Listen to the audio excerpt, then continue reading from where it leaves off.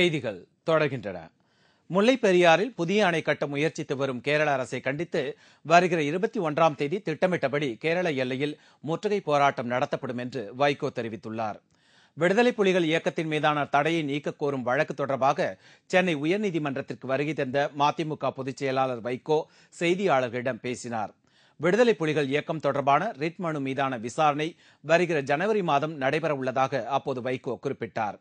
முல்லை பெரியாற்றில் புதிய அணை விவகாரம் தொடர்பாக தமிழகத்தில் உள்ள கேரள மக்களின் கடைகளை அடித்து சேதப்படுத்த வேண்டாம் என்றும் கேரள அரசை கண்டித்து தமிழகத்தில் இருந்து கேரளா செல்லும் 13 சாலைகளிலும் வருகிற 21ஆம் தேதி திட்டமிட்டபடி முற்றுகை போராட்டம் நடத்தப்படும் என்றும் வைகோ தெரிவித்துள்ளார். உயிர் கொடுத்தாலே அந்த மக்கள் மன்றத்தினர் இப்படி பல்வேறு அமைப்புகள் 13 சாலைகளிலும் 21ஆம் தேதி சனிக்கிழமை திட்டமிட்டபடி இந்த போராட்டம் நடந்தே தீரும்.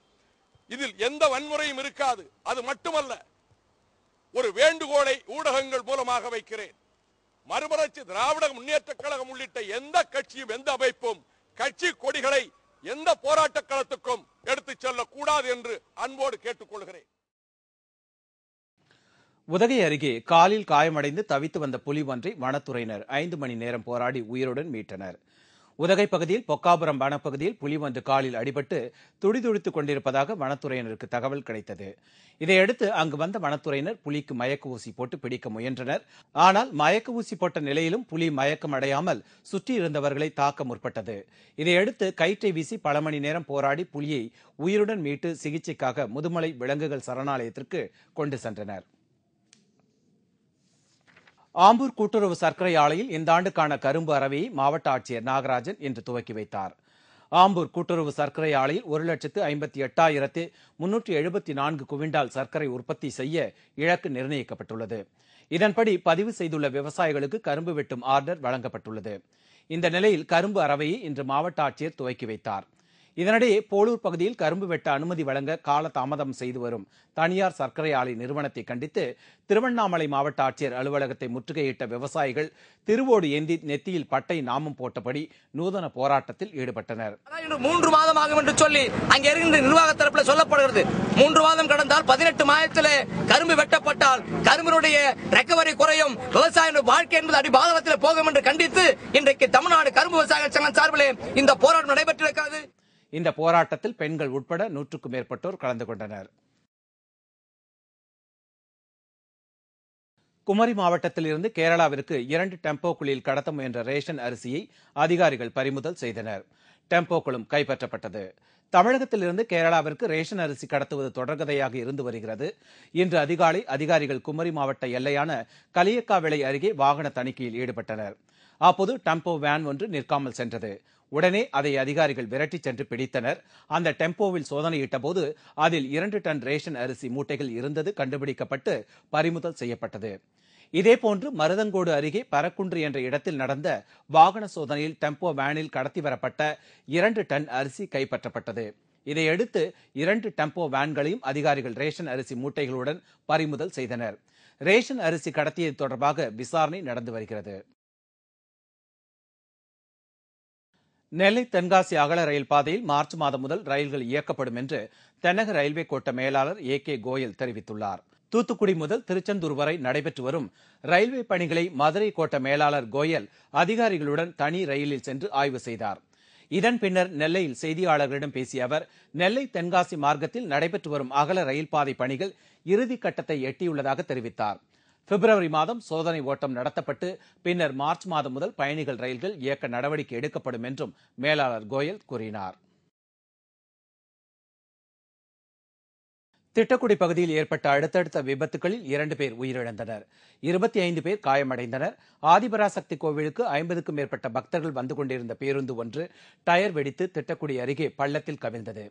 இந்த விபத்தில் பெண் ஒருவர் சம்பவ இடத்திலேயே உயிரிழந்தார். 10க்கும் மேற்பட்டோர் படுகாயமடைந்தனர். இதேபோல கல்லூர் தேசிய நெடுஞ்சாலையில் ஐயப்ப பக்தர்கள் வந்த கார் ஒன்று நிலை தடுமாறி இரும்பு கம்பத்தில் மோதிய விபத்தில் கார் ஓட்டுநர் செல்வராஜ் சம்பவ இடத்திலேயே உயிரிழந்தார். படுகாயமடைந்த 10க்கும் மேற்பட்டோர் பெரம்பலூர் அரசு மருத்துவமனையில் சிகிச்சைக்காக சேர்க்கப்பட்டுள்ளனர். இதேபோல் தஞ்சாவூர் அருகே தனியார் நிறுவன பேருந்து ஒன்று குளத்தில் கவிழ்ந்து விபத்துக்குள்ளானது. இதில் பயணம் செய்த 36 பேர் சிறு காயங்களுடன் உயிர் தப்பினர். காஞ்சிபுரத்தில் கேபிள் தொழில் செய்ய விடாமல் மிரட்டுவதாக அதிமுகவினர் மீது கேபிள் டிவி ஆபரேட்டர்கள் காவல்துறையில் புகார் தெரிவித்துள்ளனர். காஞ்சிபுரத்தை அடுத்த திருக்காளிமேடு பகுதியைச் சேர்ந்தவர் கருணாகரன். இவர் அதே பகுதியில் கேபிள் டிவி நடத்தி வருகிறார். இந்த நிலையில் அந்த பகுதி அதிமுக கவுன்சிலர் சிவக்குமார் என்பவர் தன்னை கேபிள் டிவி தொழில் செய்ய விடாமல் பணம் கேட்டு மிரட்டுவதாக கருணாகரன் காவல்துறையில் புகார் அளித்துள்ளார். இதுகுறித்து உரிய நடவடிக்கை எடுக்க வலியுறுத்தி காஞ்சிபுரம் மாவட்ட கேபிள் டிவி ஆபரேட்டர்கள் காவல்துறை கண்காணிப்பாளர் அலுவலகத்தை முற்றுகையிட்டு போராட்டத்தில் ஈடுபட்டனர். பின்னர் இது தொடர்பாக காவல்துறை கண்காணிப்பாளரிடம் புகார் மனு அளிக்கப்பட்டது. இதேபோல அந்தந்த பகுதியில் உள்ள அதிமுகவினர் கேபிள் டிவி ஆபரேட்டர்களை மிரட்டி உரிமத்தை அபகரித்து வருவதாக குற்றச்சாட்டு எழுந்துள்ளது. கொலை வழக்கு விசாரணைக்கு அழைத்துச் செல்லப்பட்ட இளைஞர் கொலை செய்யப்பட்டுள்ளார். திருச்சி அருகே அதிமுகவைச் சேர்ந்தவர் கொலை செய்யப்பட்ட வழக்கில் விசாரணைக்காக அழைத்துச் செல்லப்பட்ட வாலிபர் போலீசார் அடித்ததில் இறந்துவிட்டதாக கூறி அவரது உடலை பெற்றுக்கொள்ள உறவினர்கள் மறுத்து கோட்டாட்சியர் விசாரணை நடத்துமாறு கோரிக்கை விடுத்துள்ளனர். திருச்சி மாவட்டம் அரியமங்கலத்தைச் சேர்ந்தவர் சேகர். அதிமுகவைச் சேர்ந்தவரான இவர் கடந்த மாதம் கொலை செய்யப்பட்டார். இந்த வழக்கில் அதே பகுதியைச் சேர்ந்த வடிவேல் என்ற 19 வயது இளைஞரை காவல்துறையினர் விசாரணைக்காக அழைத்துச் சென்று விசாரித்தனர். அப்போது அவரை போலீசார் அடித்து துன்புறுத்தியதாக கூறப்படுகிறது. தஞ்சை சிறையில் அடைக்கப்பட்டிருந்த வடிவேல் மருத்துவமனையில் சிகிச்சைக்காக அனுமதிக்கப்பட்டுள்ளார். அங்கு அவர் இறந்துவிட்டதாக அவரது உறவினர்களுக்கு இன்று காலை தகவல் கொடுத்துள்ளனர். இதை அறிந்த அவரது பெற்றோர் தஞ்சை மருத்துவமனைக்கு வந்தனர். அங்கு வடிவேலுவின் உடலை பார்த்து கதறி அழுத உறவினர்கள் வடிவேலுவின் உடலை பெற்றுக்கொள்ள மாட்டோம் என்றும் போலீசார் தாக்கியதால் தான் வடிவேல் இறந்துள்ளதால் இதுகுறித்து கோட்டாட்சியர் விசாரணை நடத்த வேண்டும் என்றும் கோரிக்கை விடுத்துள்ளனர். ரிமாண்ட் பண்ணி 15 நாள் இதில் வச்சிருந்தாங்க. இங்கே வந்து உடம்பு சரியில்லை அப்படின்னு சொல்லி இருந்திருக்காங்க. வந்து பார்த்து நாங்கள் பிரைவேட்டாக பார்க்குறோங்க, பார்த்துங்க இல்லை நாங்கள் எல்லாம் பார்த்துக்கிறேன்னு 3 நாள் ஆச்சு இந்த தஞ்சாவூர் இதில் வந்து சேர்த்து. இப்போ காலையில் வந்து பார்த்தா பணமாக தான் இருக்கான்.